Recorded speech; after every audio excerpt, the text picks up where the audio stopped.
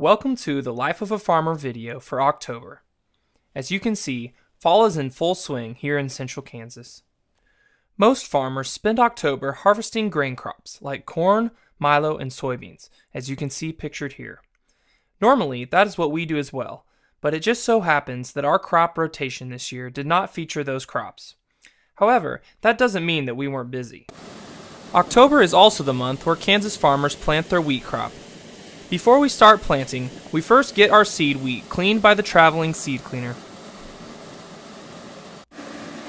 This wheat running through the cleaner is wheat we saved back from our harvest in June.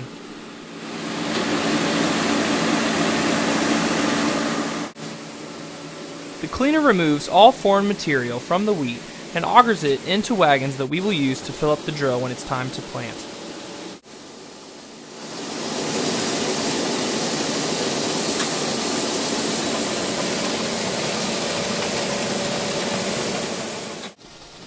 Here we are out in the field loading the wheat into the drill.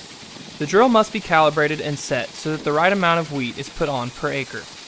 This amount has to be just right, not too high and not too low.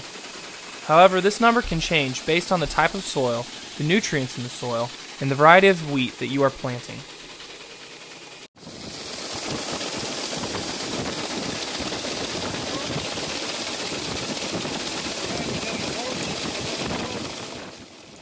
We also load fertilizer into our drill to put into the ground along with the wheat.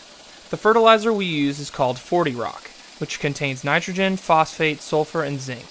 These nutrients help replenish the soil and give the wheat what it needs to grow. But again, it is the farmer's job to know how much fertilizer to add per acre, just like wheat.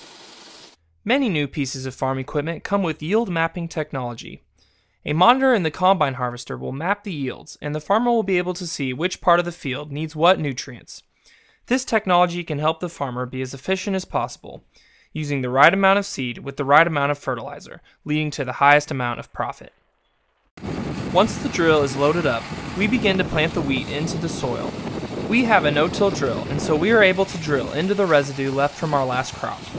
The residue holds in moisture and prevents erosion, giving the wheat a greater chance to succeed.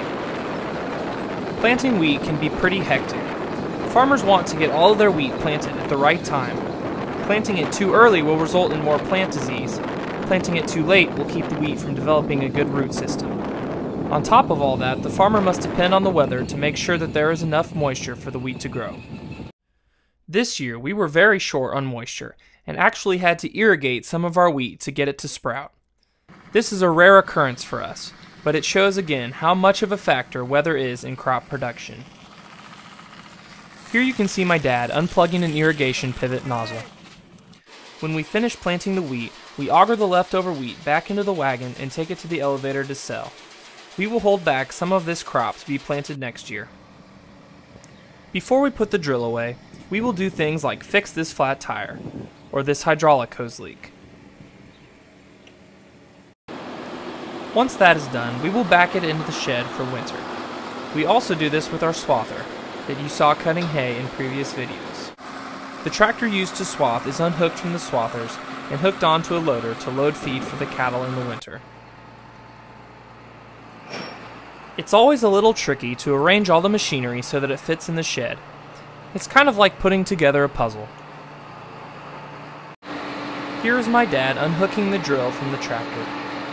He is unplugging hydraulic hoses, which raise and lower the drill and power the fan, as well as monitor cables. By the end of October, our wheat finally got enough rain to sprout, and it looks like it will make it through the winter. But you never really know what's going to happen. The end of October is a time when a farmer can step back and see what all has happened in the last few months.